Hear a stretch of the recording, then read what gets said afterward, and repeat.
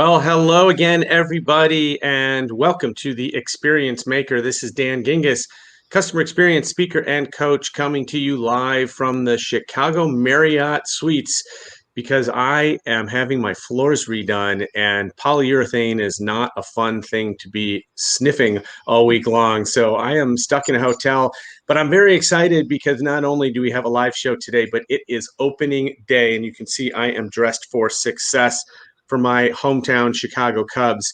Not super excited about their season, but hey, it's baseball, and baseball is a return to normalcy for everyone. So very excited about that. I'm also very excited about introducing you to our guest today. His name is Tony Abbo. He is the Vice President and Director of Sales for a company called Shoppers View, which helps companies employ mystery shopping techniques. Tony, welcome to the show. How you doing? Great. How you doing? Thanks for having me. I am doing great. I got to start by asking you, who do you root for in Major League Baseball? I'm originally from the Detroit area, so I'm a Tigers fan. I got to say, Excellent. it's a cold day for opening day. It's pretty cold outside. It Got to is. bundle up, hats and gloves for sure. It is for sure. It is. It's very cold here as well. We appreciate Tigers fans because, of course, in Chicago, when you're born, they slap you on the rear end to make sure you're breathing, and then they make you declare Cubs or White Sox. Yep. And so any team in the White Sox division, we'll assume is also aligned with the Cubs. Yeah, I've been to a couple Cubs games in the past, and it's been a great experience. Lots of fun. That's awesome. So for people who don't know you or or Shoppers View, tell us a little bit about you and what you do. Sure. My name's Tony. I'm the Director of Sales at Shoppers View.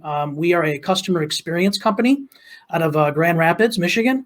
And we basically work with our clients to gather customer experience and insights for many different industries, not specific to like telephone, online, in person, whatever type of insight you're looking to gather. We collect that information. We publish it in a database and a software system, and we allow our clients to log in and look at the reporting. And from that reporting, they make decisions, whether to improve training or to change processes and things like that.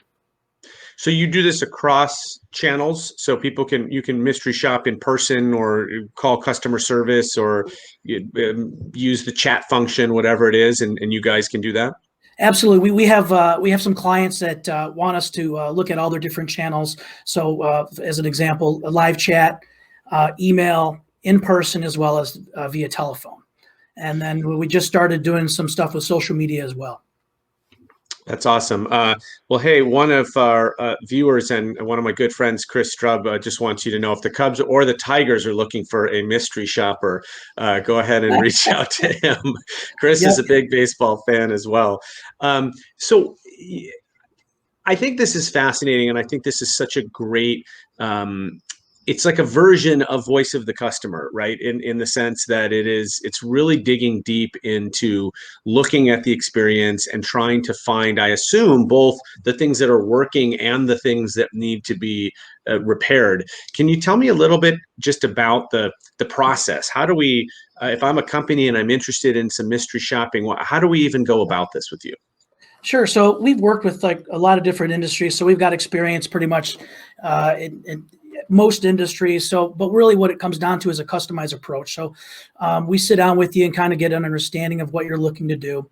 And then based on that, we'll come up with a plan in terms of like the insights you're looking to gather.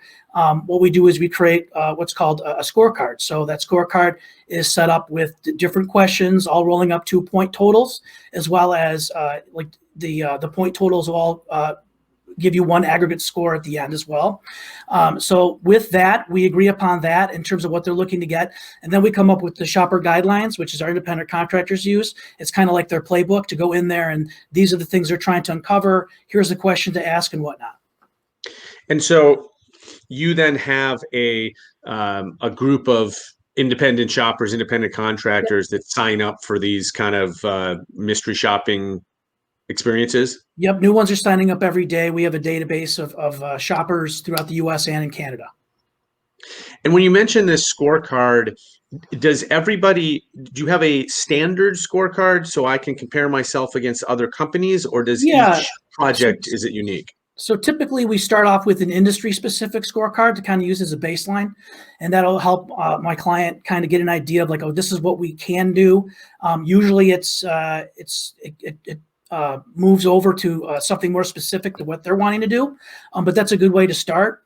And then with that, a lot of our clients will not only shop themselves, but they're very interested in shopping their competitors as well, not only to find out like pricing and promotions and things like that, but also find out like what they're doing well and what they're not doing well. And the shopper would shop the competitor, the local competitor, as well as the store, and kind of compare and contrast the differences between the two. And it's able to give the client a lot of good insights that way. Yeah, that's really interesting. I'm thinking about this idea. You've got all these people around the country that are signing up to be mystery shoppers. How do you manage the consistency of that? And how do we, as somebody who's hiring shoppers view, how do we know that these people are really doing what we're telling them to, and they're not just filling out surveys? How do you keep that? Well, first, we have a pretty good screening process that they go through, and they're rated as well on an ongoing basis. So, like if we actually have something called a flake rate. So if a shopper decides not to show up at the last minute for a shop, they get that pinged against them. So that lowers their score. So we would be less apt to use them, or probably wouldn't use them in the future, as well as other MSPs wouldn't be using them. Gotcha. And then secondly, like we schedule the shops, and they're set to be shopped on a certain date, vis-a-vis like per our client's schedule. And a lot of times those shops come in, and if they are incomplete, or if something's not done right, our customers, our clients do not see them whatsoever. They go through an internal system. We audit them and make sure that hold them to make sure everything is done correctly every single time. So our clients use the data on an ongoing basis to score their employees. A lot of times bonuses and other things, raises are given because of these scores. So we just want to make sure that the data that our clients are getting are accurate, 100% accurate. That's cool. Well, hey, guess what? You just got a brand new sign up. So you just added one on there. Thanks, Chris. And actually, Chris would be fantastic at this. He's a good shopper and also a great observer of customer and experience. we do shop for baseball as well. We work with the minor league team here in Grand Rapids, the West Michigan Whitecaps. Outstanding. He's definitely your guy. Those are good shops to get. That's fun. One of the things I've noticed as I've been in customer experience for now a number of years is that it is a skill to pay attention and recognize things, because a lot of times we just either take the experience for granted, or we're moving so fast we're not noticing things. I recall a time right before COVID, I was meeting a friend for lunch, and we were sitting in a booth in a restaurant, and I was talking to him about what I do. And he was giving me, he's like, well, give me an example. I said, well, did you notice when we sat down in this booth that the wall is really dirty? And he looked over, he's like, no, I didn't notice that at all. I'm like, that's the first thing I noticed, because I don't know, I've trained my eyes to do that. I think it came from when I worked at Discover Card. Not every merchant accepts Discover. And so I was trained to look at the stickers on the window as I walked into a restaurant or a store. Did I see the Discover logo on there? And so I just, over time, become more aware of this. How do we, in your business, how do you train people to do that? Is it the prompts of the survey? Do they go through some sort of training? How do you get someone to pay more attention? Yeah, that's a great question. It's kind of a combination of the scorecard as well as their guidelines. So our clients may be super interested in the cleanliness of their stores. So a lot of times on the scorecard or in the guidelines, they will make sure that the shoppers actually go into the bathrooms. So they want to make sure the bathrooms are clean. They'll ask about the signage. Is that looking good? Is it peeling? How does the parking lot look? How easy was it to get to the store? Did you have to make a left turn? Was it inconvenient? So that's usually prompted by our clients and what they're really looking to find out. And then, during the process of coming up with their customized scorecard, we usually share that type of information with them and prompt them with other ideas and other things to look at, because you might as well get all the information while you're there. You're paying the shopper to go in there anyway, so it doesn't hurt for them to look at every little thing while they're there, and then even engage in conversations. Yeah, and I love that because, and I've written about this before, that there are so many aspects to customer experience, and it really is the sum of everything. And unfortunately, some parts of the experience we can't always control. So maybe you've got a client that's a retailer and they're in a strip mall and the parking lot's all beat up, right? Sure. And there's potholes and stuff. And that might be a complaint from a customer, even though those potholes are not really the responsibility of the retailer. And I love that you're even asking about parking and things like that, because people often forget the experience starts before you walk in the store or before you walk in the restaurant. Was it difficult to get there? Was it difficult to find a parking space? Did you have to park a mile away? These are things that can affect the experience before the experience even begins. Or And even calling to make a reservation. Absolutely, yeah. Online. And in terms of things that they can't affect or control, we totally understand that, because a lot of times, like the managers, they're held accountable, but on the scorecard, they still want to know. They want to know the opinion of the shopper.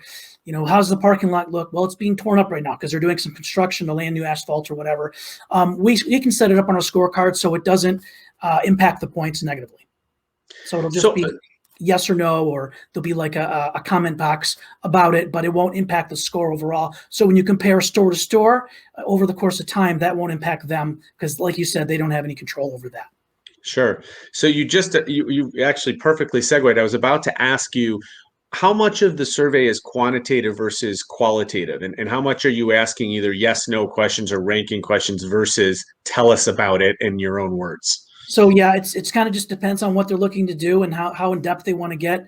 A lot of times our clients will start off kind of looking at everything, yes, no, and then what we do is we do a calibration usually after the first month of shops, and we get with them. We figure out what's working, what's not. Are you getting the insights you want here? So if you're not, let's change the point totals. Let's change the questions. Let's add more questions in this one area that you want to get more specific into. It's usually probably about 2/3 yes, no, and then 1 to 5 questions, and then the commentary. But a lot of our clients will want to hear what their thoughts are. So we will force our shoppers to write, a couple different paragraphs in each of the sections, as well as at the very end, about their experience. And that's unique because obviously their experience matters, but you got to remember each person that comes in there has a different idea of what good should look like. So, each person has a different opinion, and hearing from these different types of people is really important from to our clients. For sure. We all want to segment and target, and yet the reality is that every customer is different, and some customers don't fit into a segment, and even customers within the same segment will behave differently or want different things. And I think that's one of the biggest challenges, but it also demonstrates the power of having that human to human relationship with your customers when it's possible, because then you really can personalize it. I'm curious about, do you have any interest? I don't want to put you on the spot here, but do you have any interesting or fun stories or humorous examples or something that you've seen that surprised you over the years as you've worked with clients? Something that was unexpected, or even something that you that was an aha moment that you learned that was really cool. So I guess one of the things that we do is with the on-site shops is we can record the experience using the phones, or sometimes for certain situations, we do hidden video. So this is kind of an example of why it's so important for it to go through the editing process.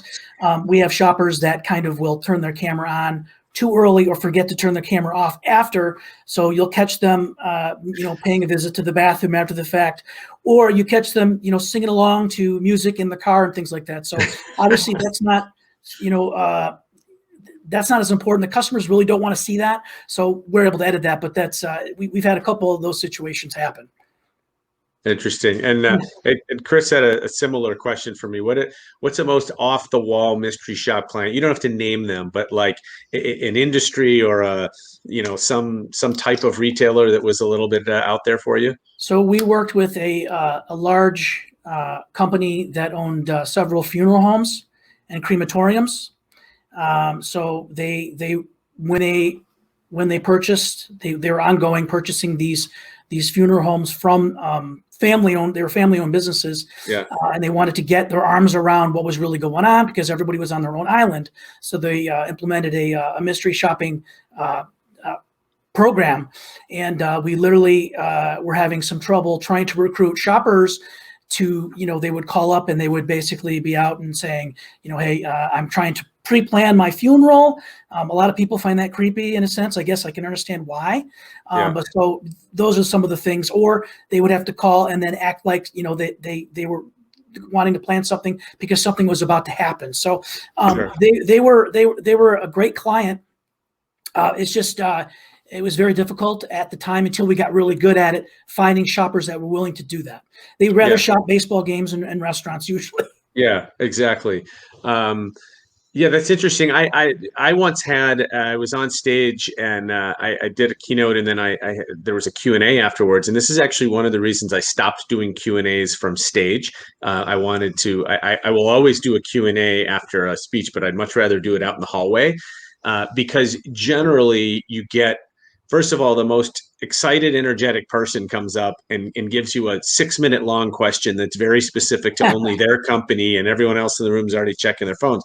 But I once had an occasion where the first person up to the microphone worked for a funeral home, and it started asking me about customer experience at a funeral home. And I was like, man, this is not the environment that I wanted, because you finish your speech, everybody's clapping, everybody's geared up, and now we're going to talk about funeral homes. And so I think I made a joke about something around how, the customer probably doesn't care because he's no longer there. But anyway, very interesting. Now, I know you guys are also or have also launched sort of a sub-brand to Shoppers View called Let Us Respond. And you and I talked a little bit about this offline, but why don't you tell our viewers what that's all about? Yeah, so since we're in the customer experience industry, we're trying to expand our digital reach into that, and then as you know, social media, especially with the millennials, but pretty much everybody now is becoming a bigger and bigger thing these days. It's affecting Google searches. Based on the algorithms that they're using. So we decided to get into that, and Let Us Respond is a brand of Shoppers View. It is a part of Shoppers View. But basically what that is a software that we enable where we can pull and monitor our clients' social media through all the different channels, Facebook, Yahoo, Google, it doesn't matter. Like there's hundreds of them that we can connect to, and we can put all those reviews into one tight dashboard, and then it gives us the ability to respond on their behalf. Because when you look at it, a lot of people, even big businesses, are really worried about their reviews and their scores, but they're not actively responding. Especially to the negative reviews. And I don't really understand that, but like a lot of people don't understand that affects a lot of things in terms of, Google searches, and it really affects your brand. So really what that does is somebody who has an internal team that's struggling getting their arms around it, we're able to come in there and help them out with that. So talk a little bit more about why it's so important to respond to reviews. So yeah, absolutely. So like, so people wonder, like, are reviews, do they really matter? I mean, actually, if you look at the statistics, like 95% people read reviews. And like, if you look at also 86% of respondents say that the reviews actually influence their buying decisions. So it's super important. And really what happens is when you look at the return on investment, a lot of people don't realize that, there's a lot of people coming in and their focus is on the front door where they're trying to increase sales, more people coming in, but they're not keeping their eye on the back door. People are leaving the back door because they're not responding. Somebody has a bad experience. It shows a lot for an organization to get online and say, we understand you had a bad experience, but we want to remedy that. We want keep you as a customer? Can you give us a second chance? So that really helps. Even with the people that did have the negative experience, a lot of times you can turn a frown upside down by doing that, and they will give you a second chance. I find it's amazing how often you can turn a brand detractor into a brand advocate just by responding and by caring that you disappointed them. So I think it's super important. I of course speak and have a platform with my book and everything that I call Wiser.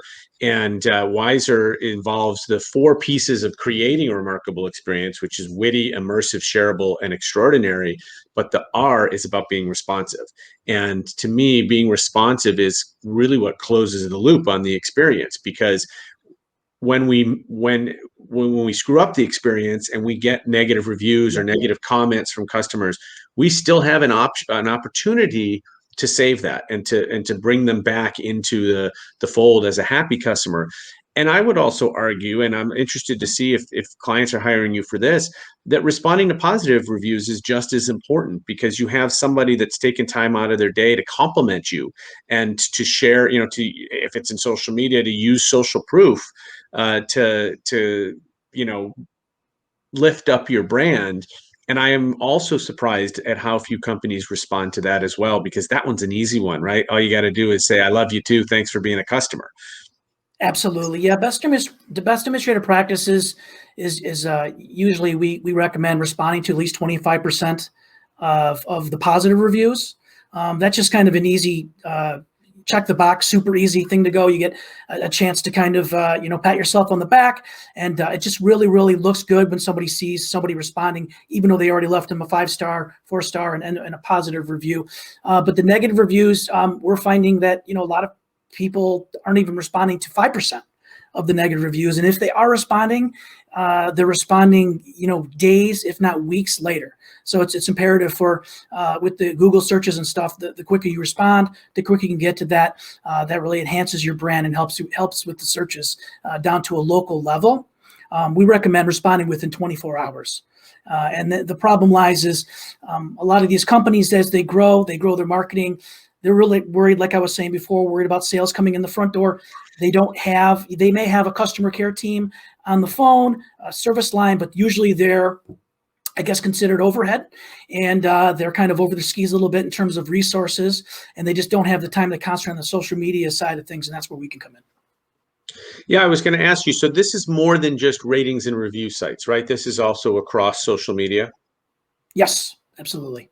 Awesome. And as you may or may not know, I wrote a book about the social media customer service, and so that is a passion point of mine. And again, I think at least with ratings and review sites, there is an argument. Some of them don't allow you to respond, right? So there's not a whole lot you can do, or some of them are anonymous, and so you can respond, but you don't really know how to help that customer. I think with social media, generally, who the person is, and there is an opportunity to respond, engage, and try to fix problems. And I have tons of examples of customers that started off angry and thought, oh, I'm going to embarrass the brand with a social media post. And then they were sort of humbled because the brand responded and fixed the problem. And, that's going to take the anger away. Yeah, and if you can get them offline too, you apologize. Say, hey, we'd like to remedy the situation. We want to understand more about your experience. This isn't normally, what we do. We strive for excellence. You get them offline, and you can lure them away, like maybe with a coupon or something free, just to keep that brand, build that brand, as well as just keep that customer. It's so important to work as hard as you can to keep the customer, because as you know, it's a lot more costly to get new customers than it is to keep existing ones. For sure. Well, if anybody is interested, I'm going to put the website up there. It is letusrespond.com, and it is a new brand underneath the Shopper's View umbrella. And I'm pretty excited about it, Tony. I'm excited to see how it works for you guys. And I think it is a much needed service, because let's face it, there's a lot of small businesses out there that wish they could respond, want to respond, just don't have the resources to do it, or the know-how. I think even in larger companies, sometimes they just don't have the know-how to do it. And I think it's a really valuable service.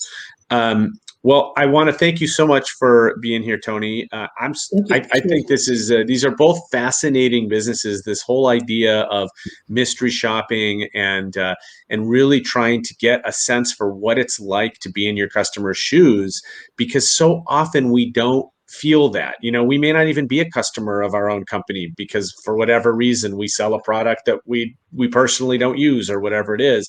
And I love that concept. And then the ratings and reviews and being responsive, I think, is such a hallmark of a company that it really focuses on customer experience. So great Yes, work. thank Keep it you. up. I appreciate it. Thanks a lot. All right. Thanks for being here. And thank you as well for being here today. I understand we may have had a little bit of video problem. That is definitely due to poor Wi-Fi in the hotel. So I appreciate you hanging in there with me. Next week, we are going to have another great guest, Sarah Grace McCandless. She is the Vice President of Customer Engagement and Brand Advocacy at ClearLink. And she is also a novelist. So really interesting person, a friend of mine from way back. We met at a conference, I don't know, must be 7 or 8 years ago at this point, but excited to have her on. Also want to remind people that I have a new book coming out on September 14th. I can't wait to show this to the world. The Experience Maker, How to Create Remarkable Experiences That Your Customers Can't Wait to Share, with a foreword by the one and only Ann Handley, marketing profs CEO, Wall Street Journal best-selling author. Anne is amazing, and she wrote a foreword that had me cracking up. I really loved it, so can't wait to show that to you. Thanks again for being here. My name is Dan Gingiss. I'm a customer experience speaker and coach. We're here every week, Thursdays at noon Eastern, for the Experience Maker Show. You can catch me at dangingiss.com. on LinkedIn, on Twitter at dgingiss. I'm not too hard to find. Come join me, come join the conversation, and have a great rest of the week and a fantastic weekend.